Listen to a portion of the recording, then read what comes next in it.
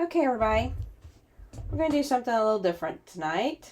I know that sometimes I let y'all know that we make accessories, and the only accessories I've been making is bags. So I thought maybe we'd try our hand at a little bit of jewelry. So, if you haven't been here before, my name is Stephanie, and I upcycle clothing, generally thrifted items from my local stores. And tonight we are taking this, this is the hem off of a pair of jeans. I cut this off when I made a skirt. I will try to pop a thumbnail of that up. And I also had this left over after I made the boho blouse, which I thought was very pretty lace. So, there is exactly 7.5 inches of this lace left.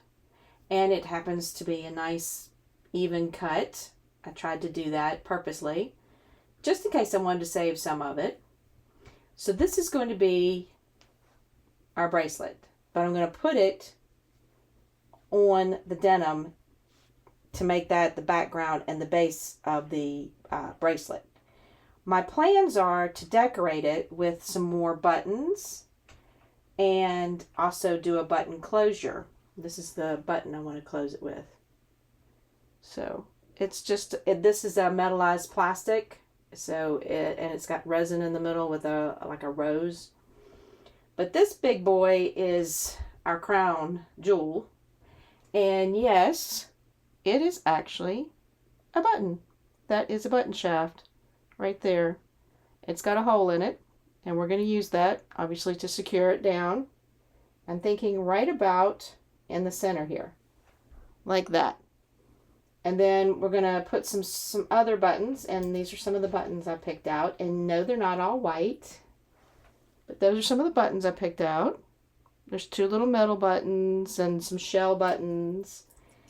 And then to do the closure, we're going to put the button on the bracelet, and we're going to put some 1/8 inch elastic on the other end. And since we're going to be cutting this open, these 2 pieces will be open. We will stitch it down with this elastic inside of that stitching, and that should help us secure the button there and be the closure.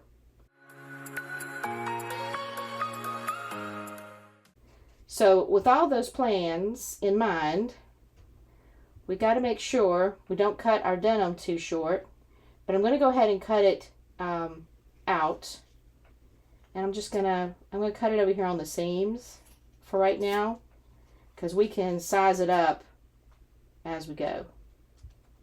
So I'm just cutting it from the other side. This had the ravel side. Of course, this was the back of the jeans where people step on their hems because they don't hem them. And we ain't talking about that because I don't hem mine all the time either. And this does have a shiny side and a dull side. So this is going to be our shiny side. And I'm going to put it down like this. And I'm going to go ahead and take one of these ends, probably the straighter one, and put the little elastic. You see how this is open? Because it was our hem. So I'm going to take a little piece of elastic, and it won't take much. Got a whole roll here, and it won't take but not even an inch, probably, maybe an inch. Because it's going to go, I want it to be nice and secure over this button. And because it's elastic, I can make it as small as I want because it'll give it a good stretch. So we're just going to do a little button loop. And I don't really think, like I said, we might need an inch. So let's just kind of gauge. I think that'll be more than enough to go under there. So I'm going to cut it. Let's see how long that is. Probably about 1.5 inches. Woo, it's almost 2 inches. Almost 2 inches. Go for extra there. And again, all I'm going to do is I'm going to make a little loop like that. And I'm going to put it inside. I'm going to tuck it inside here. And I'm going to pin it as best I can It looks rather small there, but I don't want it to be big and obtrusive because that would defeat the purpose of it. I don't want it to be loose, I should say. So I'm going to take a pin, which of course that's the one thing I didn't bring over here. And I'm going to pin it. Try and make sure I catch both sides. I'm going to pin it there, like that. And now I'm going to go run a zigzag across this edge. And I'm also going to include this piece on top of it, like that, and run the zigzag all at the same time. Alright, y'all get to see how crazy messy my table is.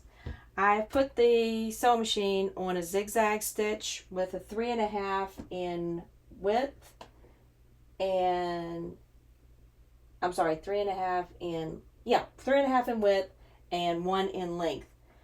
So it will be a nice little tight zigzag, and it will cover up the edge, catch the edge, keep it from fraying, and also take on my elastic. So let's get to doing this. I kind of give it a start. And then I gotta take that pin out to make sure I don't catch that.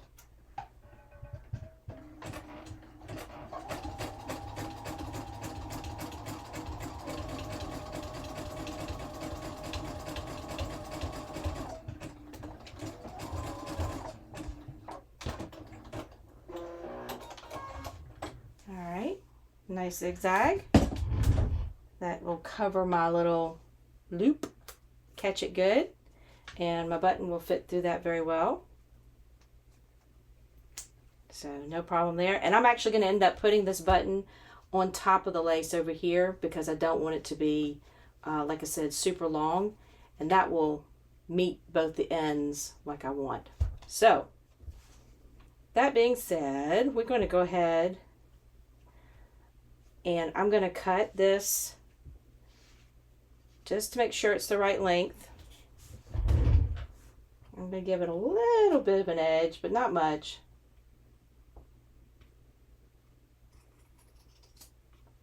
Like that. So we can still see the denim underneath the lace, but barely. And I'm going to do a zigzag on it as well. Just the same way. I have to give it a little push.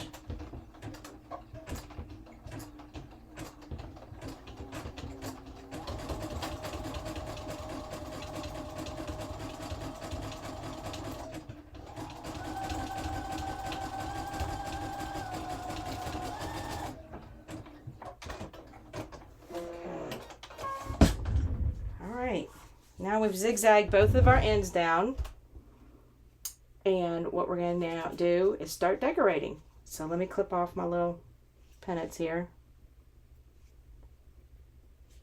These are my little gingers. Pick off all my little pennants that I can. All right, now the lace is caught and secure. And the bracelet is going to be shaped like that. Now I'm probably going to run a zigzag. Actually, I'm just going to run a straight stitch down the top of this lace where it has the straight edge. Just to make sure it's secure. I'm just going to use a straight stitch for it though. Just to, you know, I don't want it popping up and creating a pocket underneath the lace.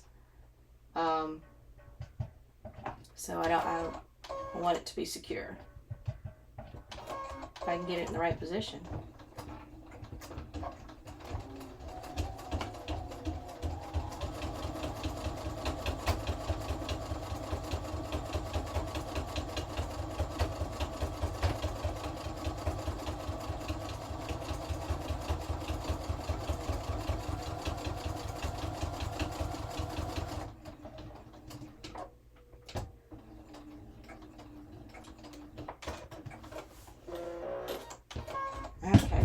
Now that's just securing the top. The bottom is still open. But it's not going to be for long, because once we start putting all of our decorations on it, then our embellishments, then we won't have that looseness between the lace and the denim. So I have also, besides buttons, I also have some pearls that I found in my stash. These are little teeny tiny, I don't know if you can see them really well, they're little pink pearls. And I'm also going to add them as an embellishment on the, in between the buttons and everything like that. So I have already strung, or threaded, I should say, my needle with some thread. Just doubled the thread over. And this has 7 little, what do we call those? Scallops. Whoop, there we go. So I know I'm going to put this one in the middle, and it's real easy to gauge the middle because I have the 7th one there. So I'm going to start sewing these on manually, of course. There's no other way to do it. And I will keep y'all posted as I get more pieces on.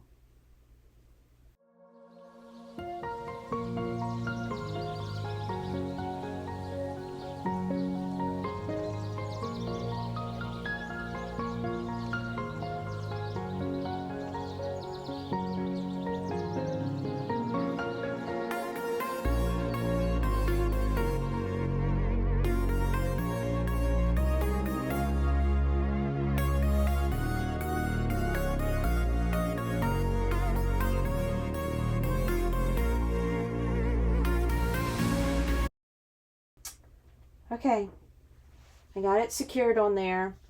What I did is I stitched through the button shank a couple of times, but then I stitched over every single one of the joints around these bottom stones to make it very nice and secure.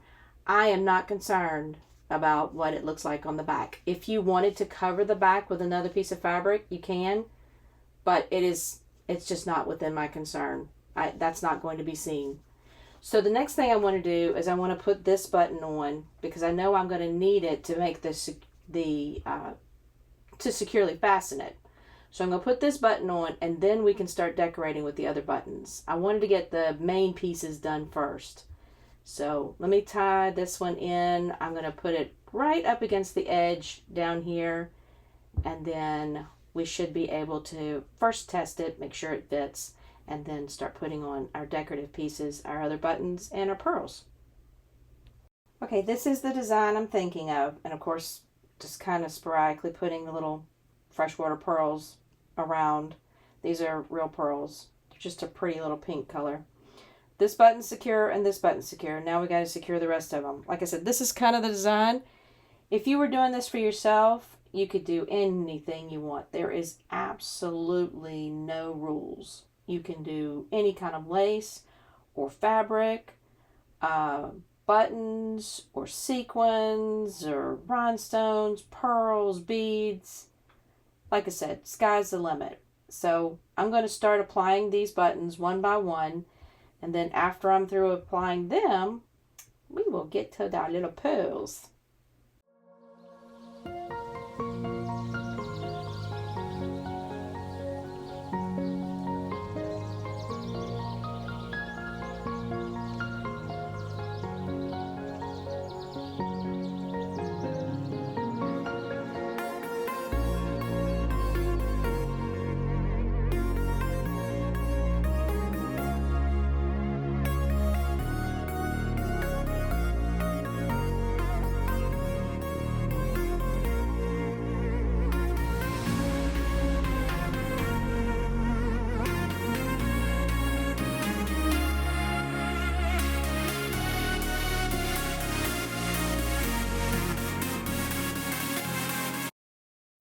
Okay, I've got all of my buttons on.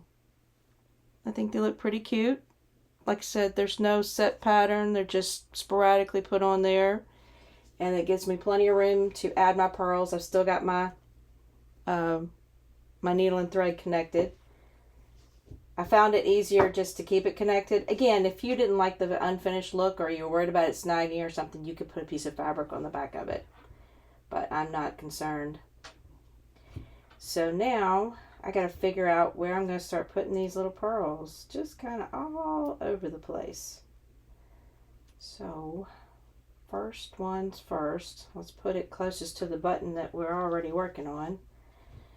And we'll put one right here. Up. Pick us a pearl and hope that the holes are big enough to go through this needle. Or to go on this needle. And of course these are natural, these are freshwater pearls, so they've got these teeny little holes that are hard to find, especially when you're half blind. There we are. And I think they're going to be too tight to get on this needle. I think I'm going to have to switch out to a thinner needle, probably a beading needle, which are super thin. Yeah, I'm going to need a number 10 beading needle. So let me go find my beading needles. Been a while since I used those. And we'll get to sewing on our pearls. Okay, we're in luck. I found a number, I think this might be a number 11, or I used to use 10s, but this one seems a little thicker. You see how thin that needle is. It goes through the pearls, and I have what they call fire line strung on this. It's a beading thread. It's almost like, it's not quite like a fishing line because it's thinner. Well, anyway, I've sewn a couple of the pearls on. I wanted to test and see if it would go through this denim, but this needle is fine enough where it does. So I figured what I would do is I would just slip underneath the denim wherever I needed to go for the next set or the next pearl. So I'm going to go over here. I'm going to try and go up here, kind of go into the fabric so I don't have a line. Not for aesthetics per se, but for protection. This line is actually, it's probably sturdier than thread, believe it or not. Just trying to get in that little spot where I want to put the next pearl. So I have threaded it underneath the denim to the next spot where I want to put the pearl. And again, this stuff is kind of hinky to work with. If you've ever done any beading, you'll know what I'm talking about. Or at least any kind of sewing beading, like this is used for any kind of fine, delicate seed bead work. Let's see, there's another little pearl there. And it only takes one stitch to secure these. And then I'm going to just keep adding pearls to all the little spots sporadically to see what we end up with.